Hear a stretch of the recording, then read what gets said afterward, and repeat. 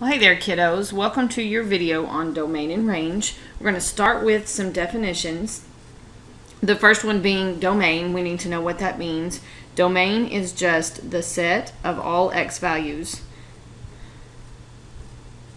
in a function.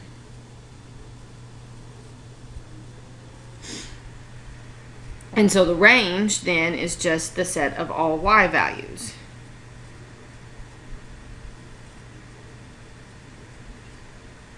And so when we're talking about domain and range, really what we are doing is describing the graph. And when we use the domain, we are describing the x values of the graph. Where does it start on the left? Where does it end on the right? Because x's go left to right on a graph.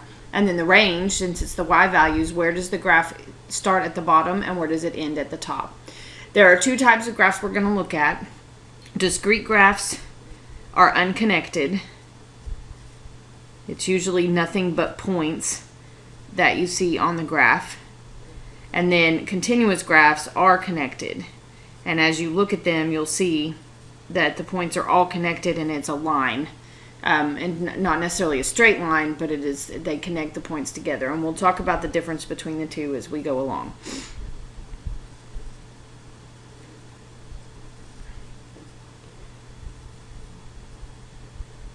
So let's find some domain and range of some graphs. So the first graph you have here, you see it's just 4 individual points. And so the first thing we're going to do is we're going to identify this as a discrete graph because the points are not connected. It's all just 4 points. So finding the domain is really easy. What we're going to do is list just the x values for each of these points. So we're going to look at our points. This first point down here at the bottom is at -1, -6. The next point up is going to be at -2. Sorry, it's at 0, -2. The next point up is going to be at 1, 2, and then this last point at the top is at 2, 6. So there are our points, and to write the domain and range, we're just going to list them. The domain, we're going to list out the x values, but before we do that, we're going to draw this little squiggly bracket. If you have trouble drawing a squiggly bracket, just draw a squiggly line. It just needs to be squiggly. That's how we identify it. And then we're going to list our x values from least to greatest. We always go from the left to the right, so we do the smallest to the biggest. So we have -1, 0, 1, and 2. That's your domain. Those are all the x values that are a part of our discrete graph. Then, for the range, we do the same thing, but we list all of the y values. So we go -6, -2, 2, and 6. There's our domain and our range. Done. When it's a discrete graph, it really is just that simple. We're just going to domain and range and call it a day. So let's do another one. So this time we have a graph. You see that the points are connected. And so this we're going to call continuous because it makes it a line. All of the points are connected. But you should also notice that the dots here and here, so this dot at the endpoints, are open circles. What that means is that the graph goes all the way to that point, but it never actually reaches that point. So there's not really a point on that graph. We're going to use that number to identify our domain and our range, but we're not going to include it when we write our statement. When we write domain and range statements, we always write them as inequalities. At least for Algebra 1, we will write them as an inequality. And so what we're going to do, the first thing we're going to do is identify from the left to the right how far does our graph go. This point down here on the left-hand side, the x value at this point, we're going to go ahead and write the ordered pairs. This point is at -1, -6. And then this point up here at the top, all the way to the right and to the top, is at 1, 6. And so there's no breaks, there's no gaps, there's no anything happening in between that. It goes straight from that point on the left at the bottom to the point on the right at the top. So when we're looking at our domain, we look at the left and the right, and we're going to just write the x value. So this point down here on the left, it starts at -1, so I'm going to put my little squiggly bracket. It starts at -1, and it was an open circle, so I cannot include it, so I just put a less than sign. I'm going to explain the notation in just a second. And then I put an x. And then it goes all the way over to 6 up there on the right. It goes all the way over there to +1 on the right. And so I put my less than symbol because it's not included. It's an open circle. And I put my 1. The statement I have just written says that x is all numbers in between -1 and +1.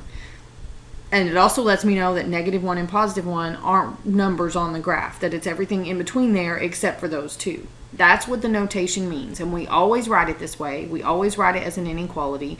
The symbols always face the same way. They're always less than symbols, as long as you put your numbers in order from least to greatest. You always go left to right for domain, bottom to top for range. So let's do the range. If I do the range here, at the very bottom point down here, the y value is at -6. Whoops, not a comma. Ignore my comma. Is less than y, which is less than the point all the way up at the top is +6. And so now my statement says that my range is all of the y values between -6 and +6.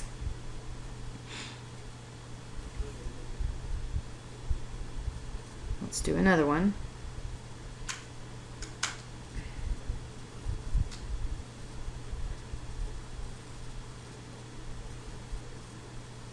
There we go. So again, we have another line. We have a vertical line. It's going straight up and down.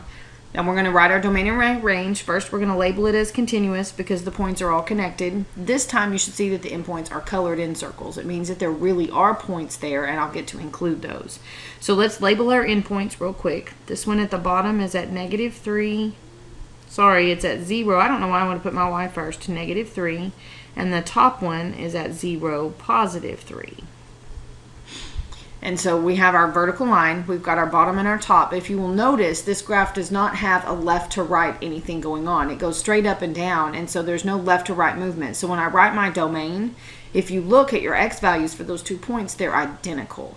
So my domain for this graph is just one number because x is 0 no matter where you are on that graph. The only x value on that graph is 0.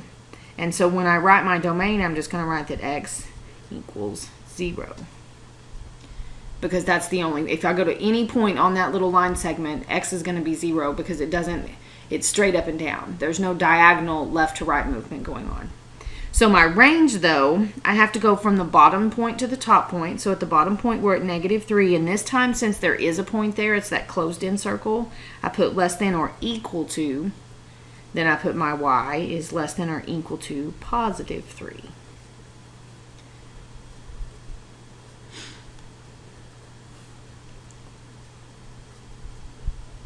All right, so next one. Another line this time, and it's continuous, so we're going to label it, but you should notice the difference between this one and the two before is that this one has arrows at the end. Those arrows, if you'll remember from way back when you first learned about graphs, mean that this graph goes on forever. It continues in both directions forever and ever. This arrow down here at the bottom, this one right here, points to the left and in a downward direction, and this one way up here at the top points to the right and in an upward direction. And so I have to account for both of them. And so what this means is that it's going to the left forever and to the right forever. So I have to say it goes to infinity because I don't know when it ends. And so what I'm going to write, there are two infinities. There's a negative infinity, which heads left and down, and there's a positive infinity, which goes right and up, just like with numbers. And it reaches both of them. And you cannot, when you're writing domain and range statements or any kind of statement, you cannot include infinity. It's not a point, because infinity is just a symbol that represents something doesn't come to an end. So when I write this, this graph is going to go from negative infinity to positive infinity. And I don't include them because infinity, like I told you, is not a number. And so what this graph tells me is that the domain, that statement tells me that that graph goes to the left and the right forever. Another way to say this is that you could say that the domain is all real numbers. And instead of writing out that statement, you just draw this fancy little r, and it means that the domain is the set of all real numbers. Either one of those notations will work when it's all real numbers. So the range, just like the domain for this graph, it goes down forever and up forever, so the range is the same except we use a y. It goes from negative infinity to positive infinity, or we can say it's all real numbers.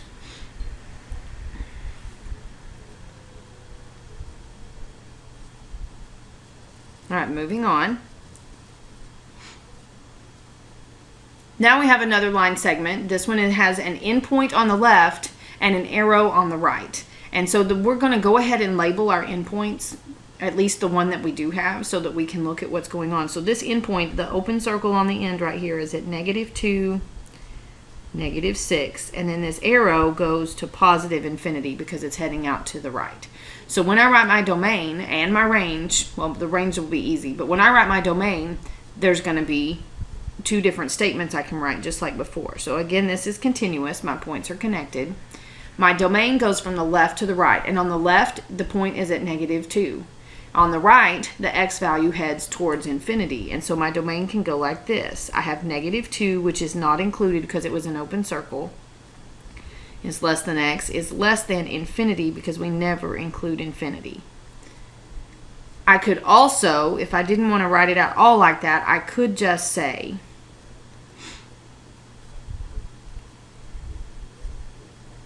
that x goes from -2 and on forever. And so I could just say that x is all values greater than -2 because it starts at -2 and heads to the right. So I could write it that way so I didn't have to include the infinity. This takes care of it. It tells me that it starts at -2 and just keeps going. That works as well. Now for the range, this is like that vertical line we did a minute ago, except this one's horizontal. But if you notice, no matter where you are on that graph, the y value is going to be the same. If I pick any point on that graph, so I picked this one right here, it doesn't want to make a dot. That point right there, that point is at 1, -6. And so no matter where I'm at on that line that has been drawn, the y value is -6 because it's horizontal. There's no up and down shift. This graph only goes left to right. And so my range is just y is equal to -6. So that's how you make your range statement when it's like that.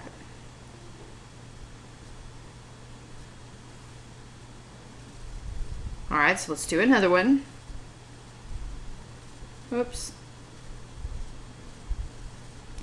Now we have something that's not a straight line. Now we have this curvy looking upside down U thing. It's called a parabola. We'll discuss that more when we get to those kinds of functions, but that's what it's called. It is a continuous graph because all of my points are connected. You see on the left I have a colored in endpoint, and on the right I have an open one, and so that's going to affect how I write my domain and range. Let's go ahead and label our left and right points. So this left point on this one is at -6, -5, and my right point over here is at +6. Nope, that's a 7. It's hard to read on my little bitty graph. It's at 7, -8. And then we're going to label this point way up here at the top because if you'll remember for range goes bottom to top, so I've got to have a top point. And so that top point way up here is going to be at 0, 4. That's going to be important when I'm talking about the range. So let's just talk about this because it's not a straight line. You've got more points to deal with. Let's go from the left to the right because we're talking about domain. This point over here on the left at the -6, -5. The x value at that point is -6, and there's a closed circle, so I will include it.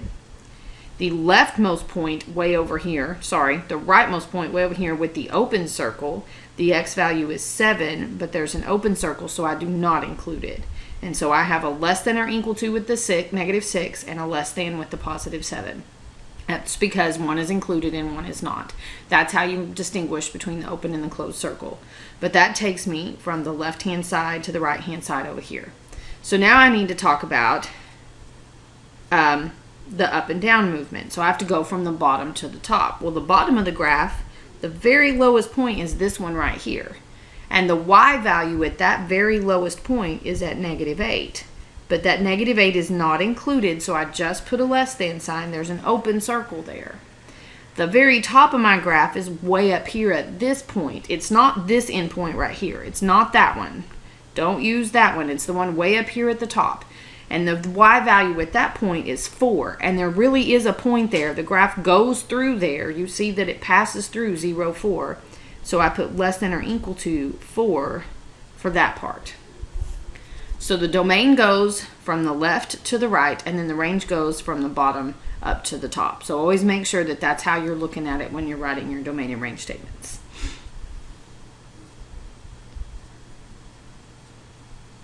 Okay, let's do a couple more. Again, we have another parabola, but this one is different because it has arrows at the endpoints. You have an arrow here and you have an arrow here. Now for the domain, that works out perfect because this arrow over here heads out to the left to negative infinity, and this arrow over here heads out to the right to positive infinity.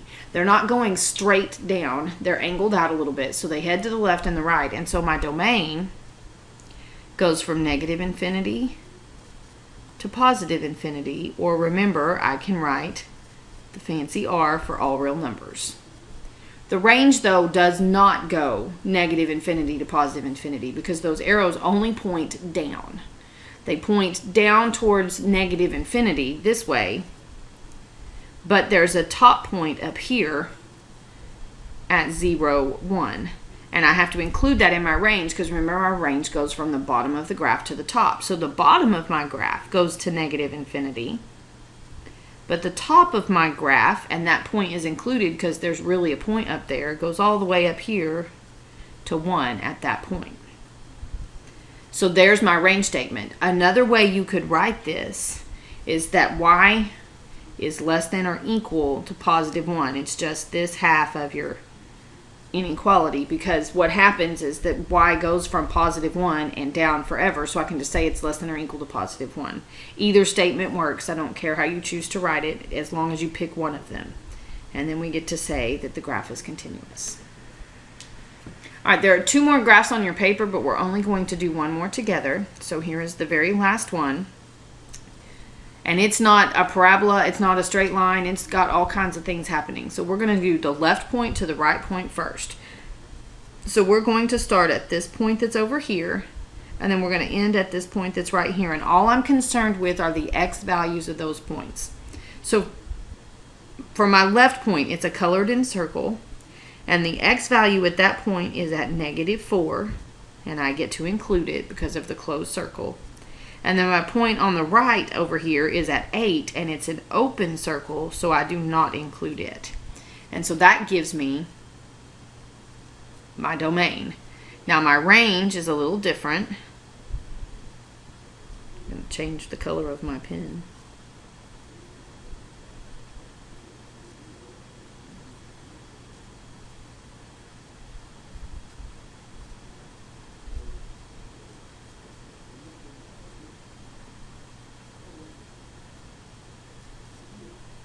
So the range is a little different. It goes from the bottom of the graph to the top of the graph.